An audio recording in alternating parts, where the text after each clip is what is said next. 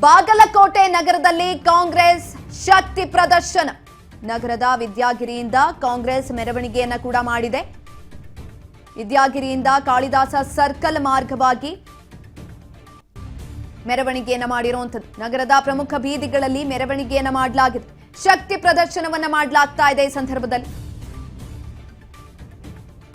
ತೆರೆದ ವಾಹನದಲ್ಲೇ road show ಅನ್ನ ಕೂಡ ಮಾಡಿರುವಂತದ್ದು. ಶಕ್ತಿ ಪ್ರದರ್ಶನವನ್ನ ಮಾಡ್ತಾ ಇದೆ.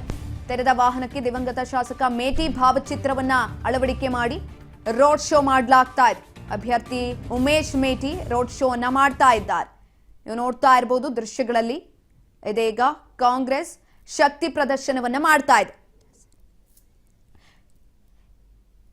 ಇದ್ರ ಬಗ್ಗೆ ಹೆಚ್ಚಿನ ಮಾಹಿತಿಯನ್ನ ತಿಳ್ಕೊಳ್ತಾ ಹೋಗೋಣ. ನಮ್ಮ ಪ್ರತಿನಿಧಿ ಮುರುಗೇಶ್ ಹಳ್ಳಿ ಸಂಪರ್ಕದಲ್ಲಿದ್ದಾರೆ. ಮುರುಗೇಶ್, ಒಂದ್ ಕಡೆನಲ್ಲಿ ನಾಮಪತ್ರ ಸಲ್ಲಿಕೆ ಆಗಿದೆ, ಇನ್ನೊಂದ್ ಕಡೆನಲ್ಲಿ ಬೃಹತ್ ಪ್ರಮಾಣದಲ್ಲಿ ರ್ಯಾಲಿ ಕೂಡ ಆಗ್ತಾ ಇರುವಂತದ್ದು. ಹೆಚ್ಚಿನ ಮಾಹಿತಿ ಕೊಡೋದಾದ್ರೆ ಇವತ್ತು ಬಾಗಲಕೋಟೆಯಲ್ಲಿ ಉಪಚುನಾವಣೆ ಕಾವು ಸಾಕಷ್ಟು ರಂಗೇರ್ತಾ ಇದೆ ಅಂತ ಹೇಳ್ಬೋದು. ಇವತ್ತು ಬೆಳಗ್ಗೆಯಿಂದ ಕೂಡ ಎರಡು ಪಕ್ಷದ ಅಭ್ಯರ್ಥಿಗಳು ನಾಮಪತ್ರವನ್ನ ಸಲ್ಲಿಕೆಯನ್ನು ಮಾಡಿದ್ದಾರೆ ಅಂತ ಹೇಳ್ಬೋದು.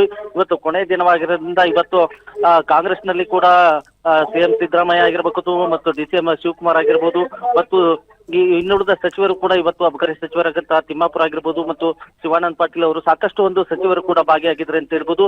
ಇವತ್ತು ಬೆಳಗ್ಗೆಯಿಂದಾನೇ ಒಂದು ನಾಮಪತ್ರವನ್ನ ಸಲ್ಲಿಸಿದ್ರು ಒಂದು ಹಂತದಲ್ಲಿ, ಮತ್ತೆ ಎರಡನೇ ಹಂತದಲ್ಲಿ ಕೂಡ ಮತ್ತು ಸತೀಶ್ ಜಾರಕಿಹೊಳಿ ಅವರ ನೇತೃತ್ವದಲ್ಲಿ ಒಂದು ಹಂತದಲ್ಲಿ, ಮತ್ತೆ ಎರಡನೇ ಹಂತದಲ್ಲಿ ಕೂಡ ಒಂದು ನಾಮಪತ್ರ, ಮೂರನೇ ಹಂತದಲ್ಲಿ DCM ಮತ್ತು CM ಅವರು ಕೂಡ ಮೂರನೇ ಹಂತದಲ್ಲಿ ಒಂದು ನಾಮಪತ್ರ ಉಮೇಶ್ ಮೇಟಿ ಅವರ ಪರವಾಗಿ ನಾಮಪತ್ರವನ್ನ ಸಲ್ಲಿಸಿದ್ದಾರೆ ಅಂತ ಹೇಳ್ಬೋದು.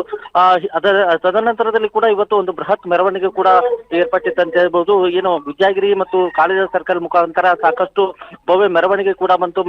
ಭವ್ಯ ಮೆರವಣಿಗೆಯಲ್ಲಿ ಕೂಡ ದಿವಂಗತ HY ಮೇಟಿ ಅವರ ಒಂದು ಭಾವಚಿತ್ರ ಇಟ್ಕೊಂಡು ಒಂದು ಮೆರವಣಿಗೆ ನಡೆಸಲಾಗಿತ್ತು. ಮೆರವಣಿಗೆ ಉದ್ದಕ್ಕೂ ಸಾಕಷ್ಟು ಕಾರ್ಯಕರ್ತರು, ಸಾಕಷ್ಟು ಕಾಂಗ್ರೆಸ್ ಅಭಿಮಾನಿಗಳು ಕೂಡ ಭಾಗವಹಿಸಿದ್ರು ಅಂತ ಹೇಳ್ಬೋದು. ಮತ್ತೆ ಉಮೇಶ್ ಮೇಟಿ ಅವರಿಗೆ ಸಾಕಷ್ಟು ಜೈಕಾರವನ್ನ ಹಾಕುತ್ತಾ ಒಂದು ಬೃಹತ್ ಮೆರವಣಿಗೆ ಕೂಡ ನಡೀತೆ ಅಂತ ಹೇಳ್ಬೋದು. ಈಗಾಗಲೇ ಮತ್ತು ಅದರಂತೆ ಕೂಡ ಬಿಜೆಪಿಯಲ್ಲಿ ಅವರು ಬೆಳಗ್ಗೆಯಲ್ಲಿ ಕೂಡ ಮೊದಲನೇ ಹಂತದಲ್ಲಿ ಒಂದು ಸಾಂಕೇತಿಕವಾಗಿ ನಾಮಪತ್ರವನ್ನು ಸಲ್ಲಿಸಿದ್ರು. ಈಗ ಎರಡನೇ ಹಂತದಲ್ಲಿ ನಾಮಪತ್ರ ಸಲ್ಲಿಸಿ ಅವರು ಕೂಡ ಬೃಹತ್ ಮೆರವಣಿಗೆ ಮುಖಾಂತರ ಇವತ್ತು ಎರಡು ಪಕ್ಷಗಳಿಂದ ಒಂದು ಶಕ್ತಿ ಪ್ರದರ್ಶನ ಇಲ್ಲಿ ಉಂಟಾಗಿದೆ ಅಂತ ಹೇಳ್ಬೋದು. ಧನ್ಯವಾದಗಳು ಮುರುಗೇಶ್ ಹಳ್ಳಿ ಹೆಚ್ಚಿನ ಮಾಹಿತಿಗಾಗಿ.